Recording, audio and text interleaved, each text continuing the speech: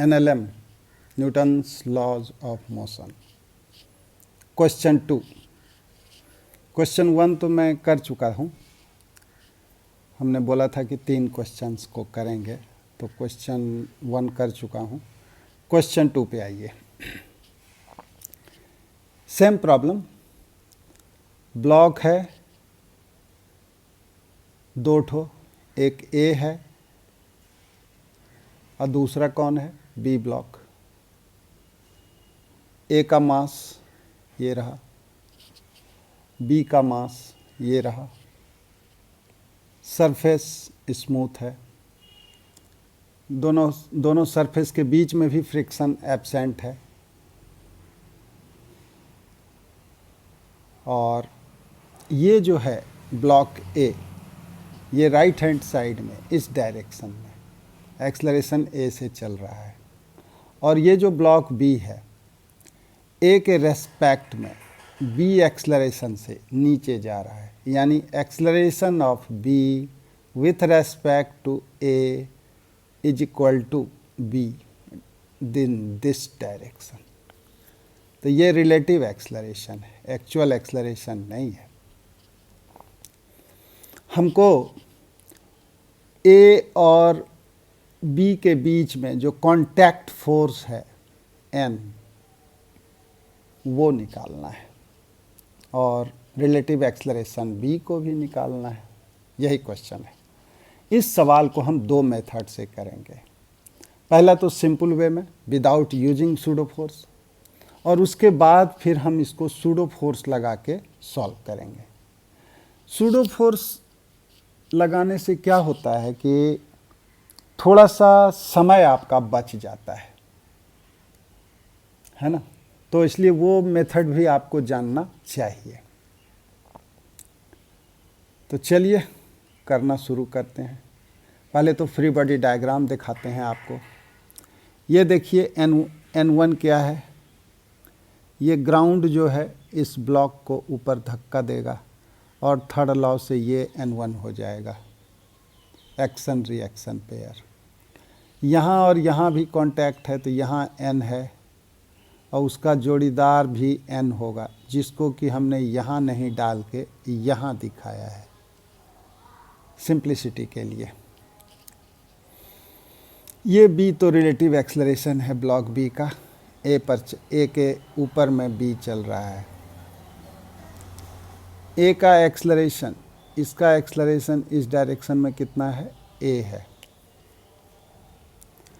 तो इस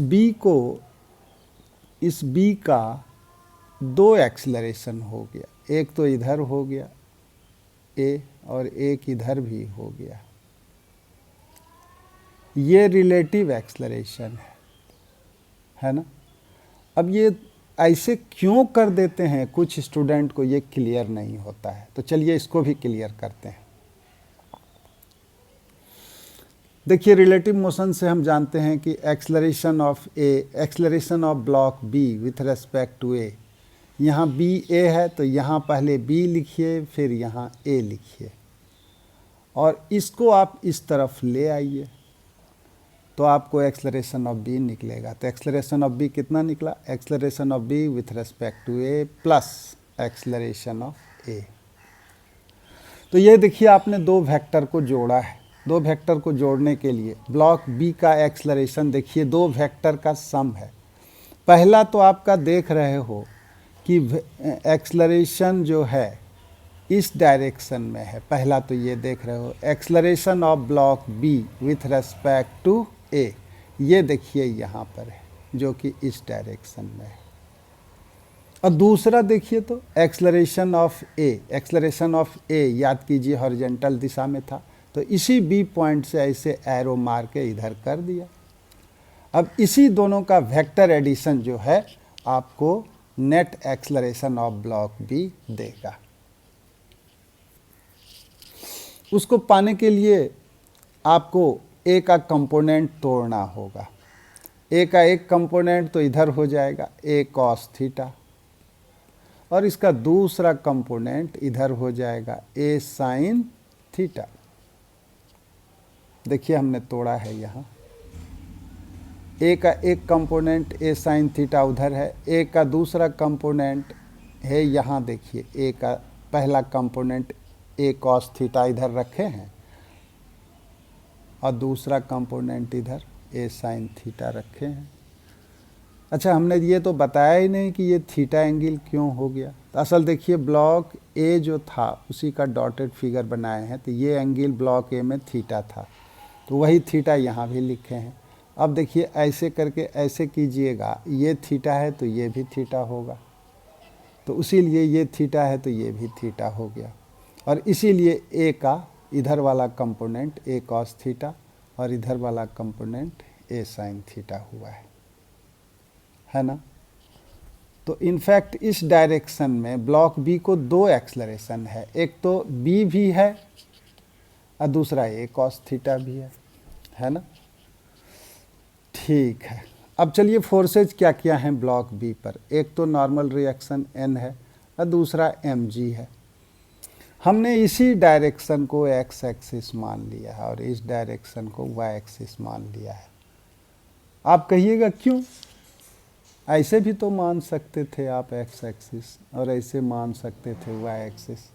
तो हम कहेंगे हाँ मान सकते हैं, लेकिन उससे प्रॉब्लम को जब सॉल्व करने लगेंगे न्यूटन्स लॉ लिखने के बाद तो थोड़ा ज़्यादा टाइम लगता है, इसीलिए हमने ऐसा किया है।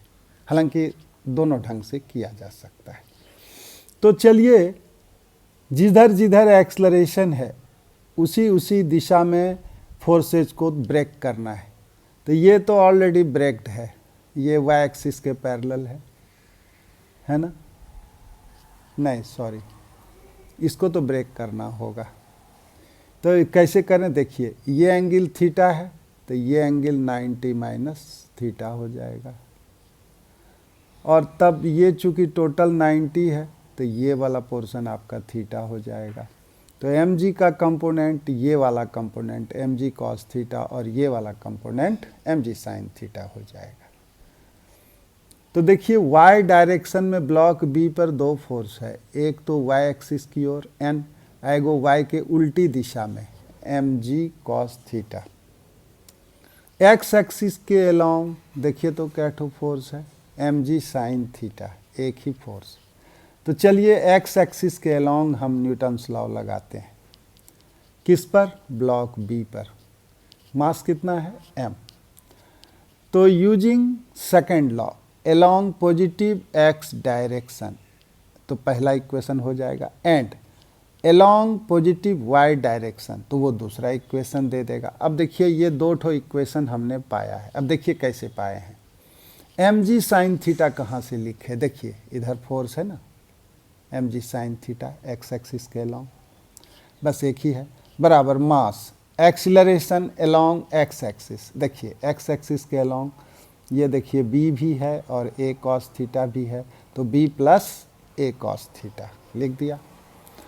वाई एक्सिस के अलोंग देखिए फोर्स है N minus M G cos theta.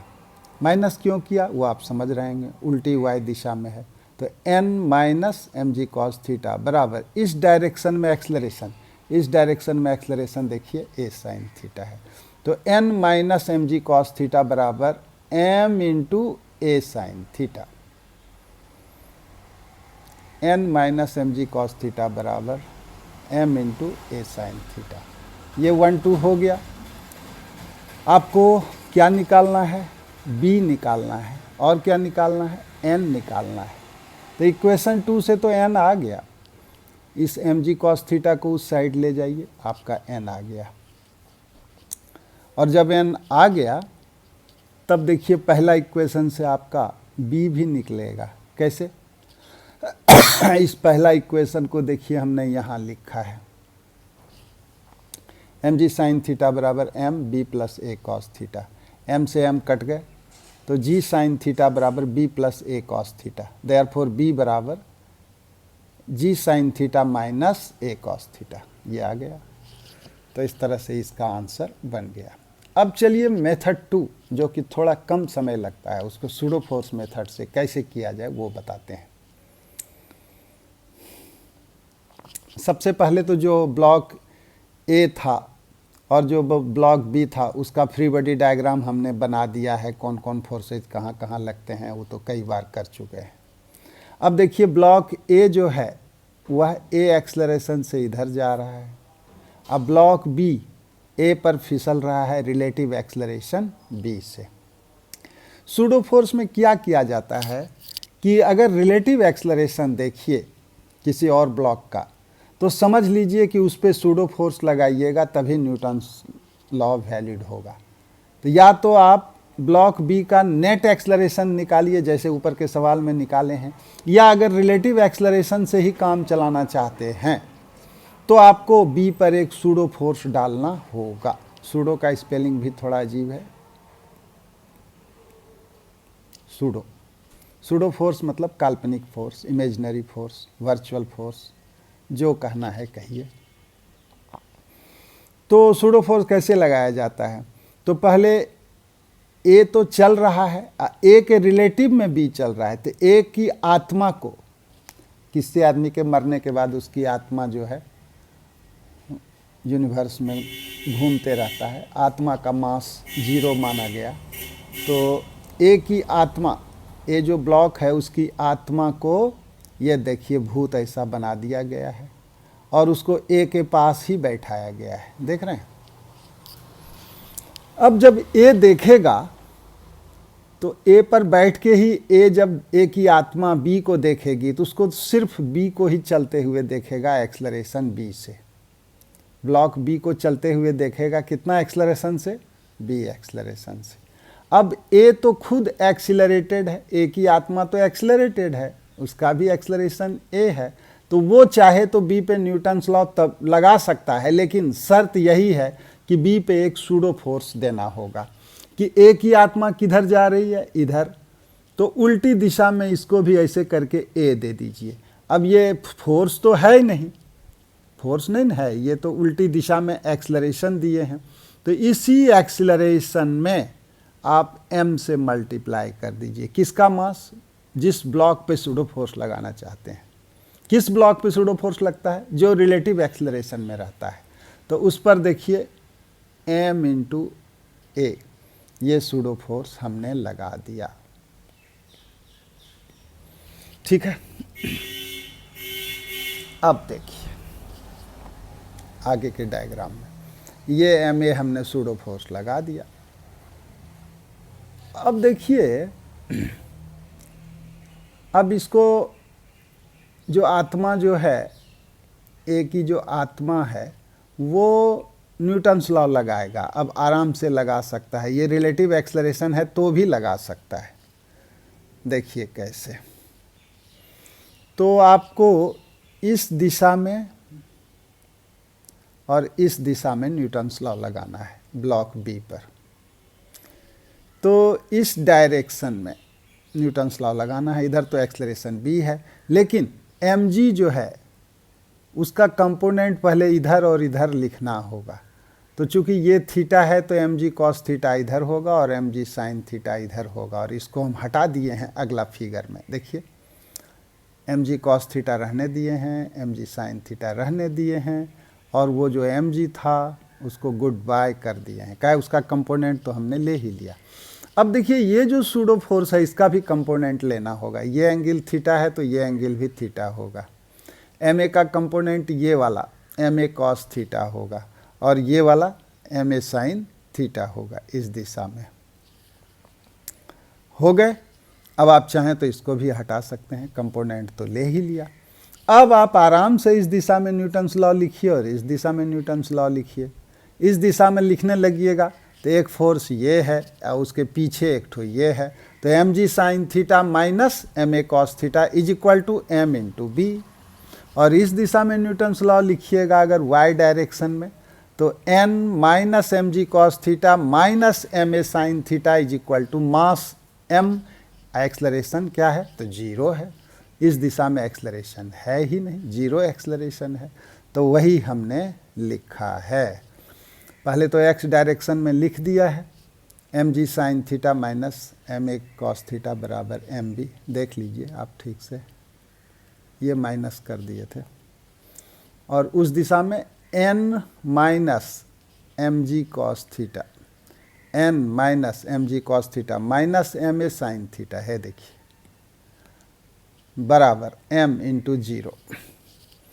तो यहाँ से आपका एन भी निकल गया इतना और आंसर आ गया। तो देखा आपने, सूडो फोर्स के मदद से सवाल थोड़ा आसानी से बनता है, लेकिन स्टूडेंट लोग कंफर्टेबल फील नहीं करते हैं सूडो फोर्स में।